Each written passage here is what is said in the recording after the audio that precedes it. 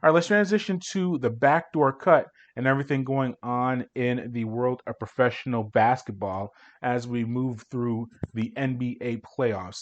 Instead of breaking down each individual game, and we'll get to those during the process of our breakdown, I have some overarching themes that I've noticed through the playoffs so far.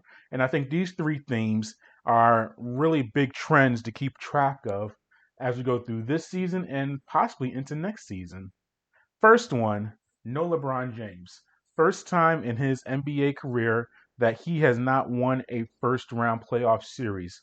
Now, remember 2 years ago with the Lakers, his first year in Los Angeles, they did not make the playoffs. So that's happened before. But this is the first year that in his career that he was in the playoffs as a first round, in the first round, whether it was with Cleveland, Miami, and now with the Lakers, that he did not advance to the next round.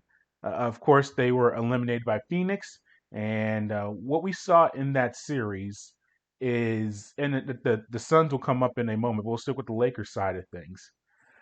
LeBron's a great player, and like he can be the Skip Baylesses and the Stephen A. Smiths and Colin Cowherds and those guys and Marcellus Wiley and Emmanuel Acho, and debate his greatness. Is he the greatest of all time? Is he better than Michael Jordan? Is he better than Kobe Bryant or Kareem or Wilt and all that stuff? And Bill Russell, is he in that category?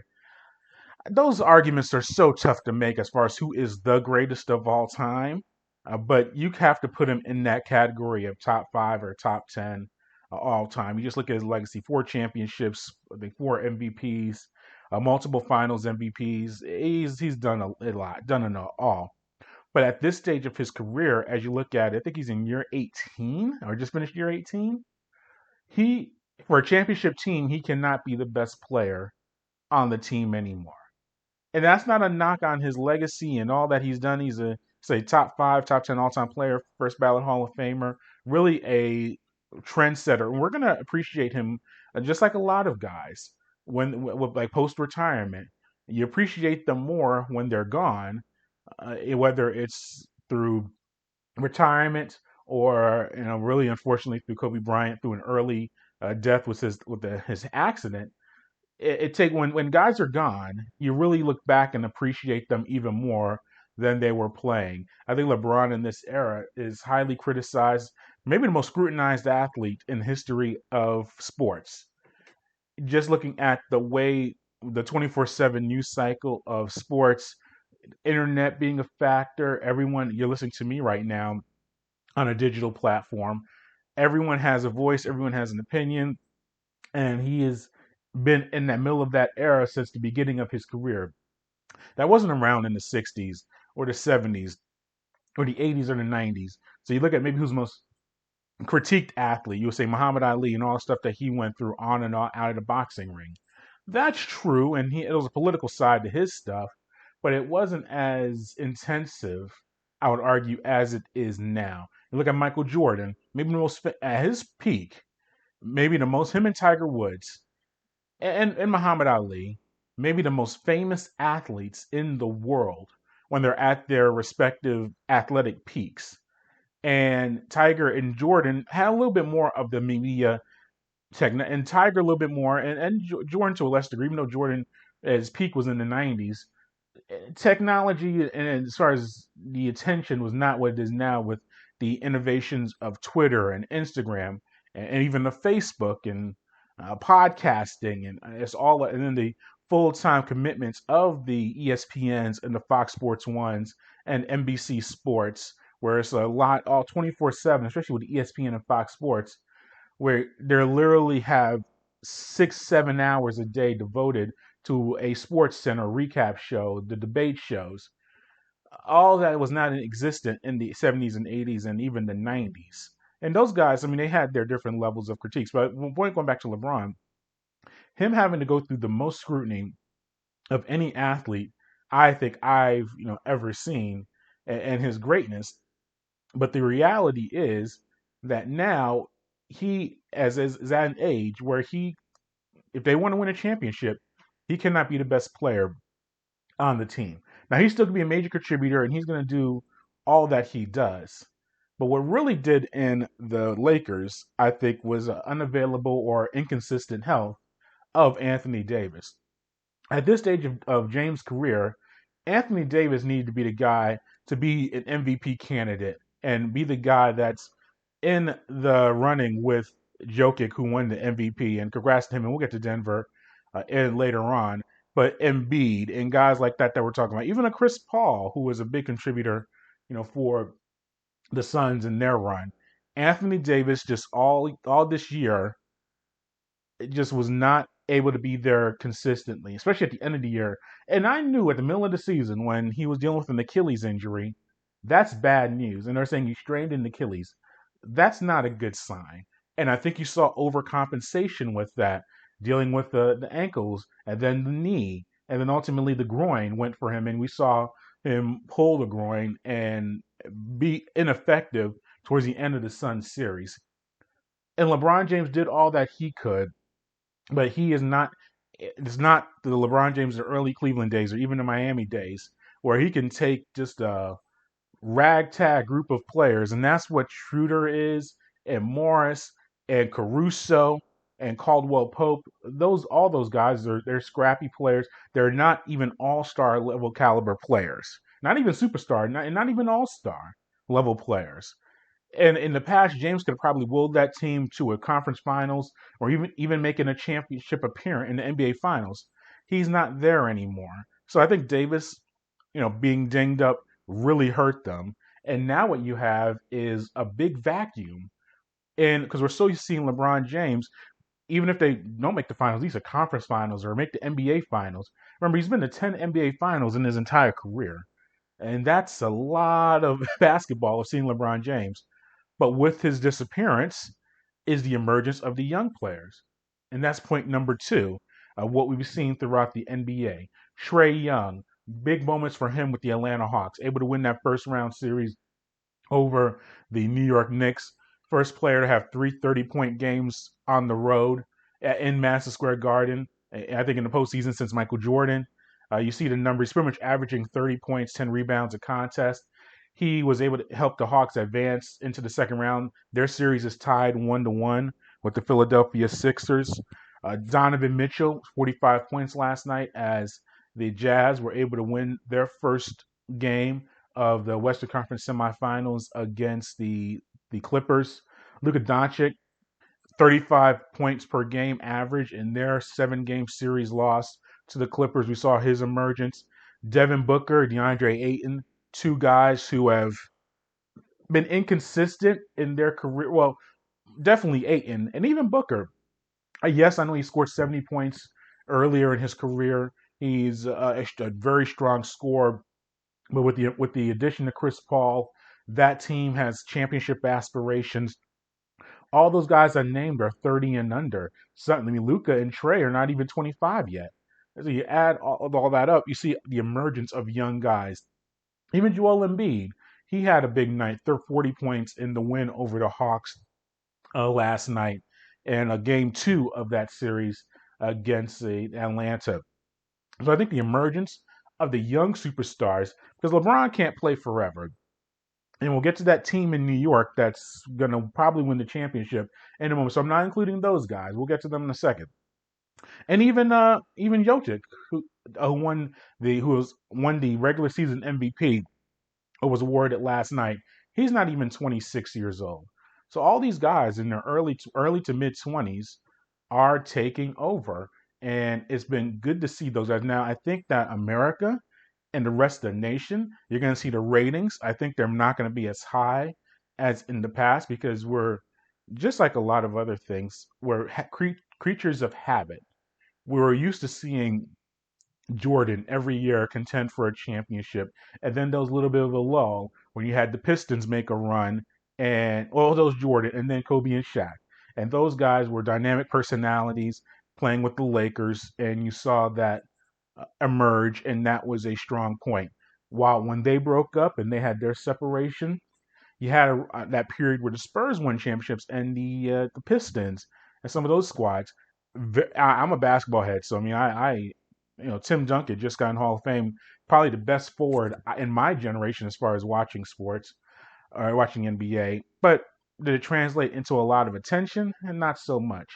The Pistons, when they won their title over the Lakers, very good squad, but was it really appealing to the masses? Not so much. Kobe had his run as a solo. Well, not solo. I mean, no disrespect to Paul Gasol and the Lakers, but he kind of carried it a little bit.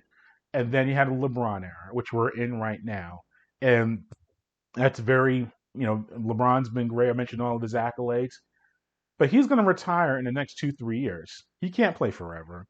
Who's going to be that next guy to kind of take over that mantle, not only as like the best player in the world, which I think we're starting to see some other players step up to that, but as far as the media attention and the just the interest in the game. And I think I've named three guys who definitely have a shot of doing that. I think Luka is very close to being there already. Some would argue he should have been an MVP candidate this year, but I think the way he plays and his style is very conducive to being that next face of the NBA. I think Trae Young has a chance to do that as well. Trae is interesting because he's kind of going in that, and Steph Curry, who I've not even mentioned in this conversation because they're out of the playoffs. We've seen the Warriors have a big run over the past few years, and Curry definitely put himself in that category of faces of the NBA. But Trae is, I think, has a chance to do that. Donovan Mitchell, obviously playing in Utah is a little bit different, but I think that he has a chance to do that. Giannis, who and I had the Nets and their whole squad, but yeah, Giannis is not very good situation right now with the Bucks. They're not looking too hot right now, but he's a two-time MVP and won the previous two before Jokic this year. But I think the league has a very good crop of guys in their early to mid 20s. Zion Williamson, I think if he can get in the postseason, and that's why I mentioned as well. And being here in Atlanta, out here a lot of the Atlanta fans be mad at the national media not paying attention to Trae Young, and why doesn't he get the respect he deserves? Why isn't he mentioned among the top 5 or 10 players in the NBA? You make your name in the postseason. And Luka got it. And there's the Trae and Luka argument. I've said from the very beginning, I think, even during the draft, I think Luka's the better player, but I think that Trae is going to have a very good career himself. There's no reason both of them can't be multiple time All Stars or both can't be multiple MVP candidate or be in the running for multiple MVPs. They can do it together. And they're in different conferences too, so they kind of have these parallel careers. It's not all or nothing. It's not like one has to be MVP, future Hall of Famer, and the other one is going to be a bust. That's not how it works. Both of them can have their own separate careers and be very beneficial for their own respective teams. So I think those guys, just the way their style of play, makes it very interesting as far as potential faces of the league. But I think that's been the second thing, the emergence of the young superstars. And then the third point from the NBA that we've seen so far in the playoffs is dominance of the Brooklyn Nets. I think outside of, and mentioned our entire conversation, I didn't mention Kevin Durant, Kyrie Irving, or James Harden, who all, especially Harden and Durant, we've seen them be regular season MVPs. Durant has multiple two NBA Finals MVPs when he was with Golden State. I mean, Durant is just and I think his style is weird because off the field or off the court, especially on social media, he's very aggressive. He just went after Jay Williams, who was supposed to be his buddy, about a day or two ago because he was talking about a conversation that Jay Williams trying to pass along conversation that he had with Durant about Giannis. And Durant was very boisterous on social media about how that conversation didn't happen and not to trust him. And Jay and him are boys. They've done business together. Literally, they have that boardroom show on ESPN. So they actually are close off business wise off the court. And then Durant went after him. Durant needs to just put the blinders on and not listen to all the noise. And his recovery from he tore his Achilles 2 years ago, and he's looked like he may be even better or just as good as when he was with Oklahoma City and Golden State. It's amazing his recovery. And he just had some tremendous big nights. And what that leads to ultimately is the Nets. And they've done this the past 2 games without James Harden, who has the hamstring injury that he dealt with in the regular season as well. If they get Harden back, it's a wrap. And they'll lose some games. They're not going to sweep every team that they play. And I think even they're going to win one of these 2 games in Milwaukee. Game 3, obviously, would be the opportune time for them to make that happen. But you're going to see a dominant performance really throughout the rest of the playoffs by Brooklyn. If Harden comes back, it's definitely going to be more. I still think they can win. They can still win the championship without Harden. It'll be a lot tougher.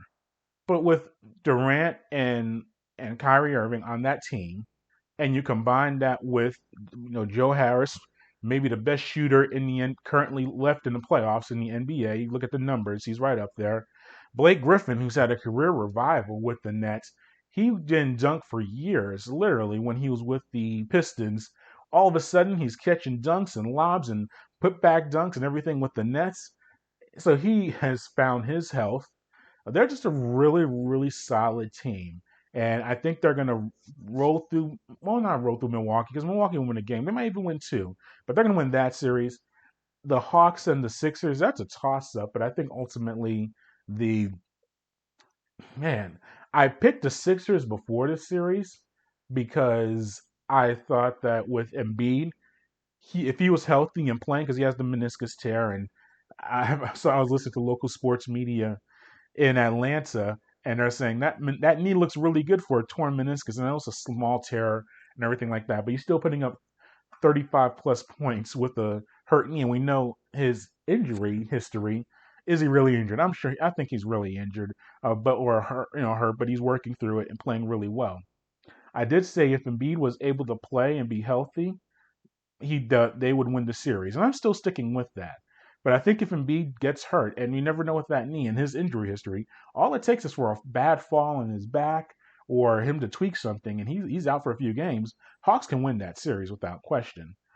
Still, whoever wins that series is still going to lose to Brooklyn when that comes around. And then the West, I would have said the Clippers would be the biggest threat to Brooklyn in the NBA Finals, but the Clippers got to get past Utah first. And we saw last night 45 points from Donovan Mitchell, big performance from him without Mike Conley. If Conley comes back and Mitchell can work off the ball, I think he'll be even more productive on the offensive end. But they got to get past Utah. And I mean, Denver is a solid team with Jokic, the MVP. He'll provide some trouble in the post against Brooklyn, and even the Suns. Booker, is going to get his points. Paul is a solid distributor. Ayton is an inside player that can cause some trouble. They got some really good shooters and contributors with Bridges and some other guys on the Suns. But I think ultimately this is Brooklyn's championship to lose. And it might be a little anticlimactic if you look at it from that perspective, which I am.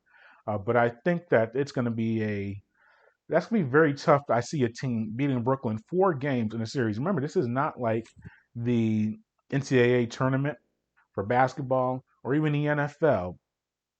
Anyone can win one game. But to win a series, usually the best team with the best players emerge. And that's what Brooklyn has right now. You can win Boston won a game. Tatum had to score 50 points in that contest. And Tatum should be in that young superstar conversation as well that I was mentioning with all the other guys. So Tatum deserves to be in that category of young guys. But it took Tatum to score 50 points to win that game against when winning the games in that series against Brooklyn.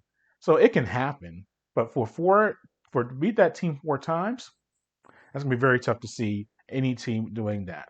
But we'll be keeping track of the NBA playoffs and everything going on with that.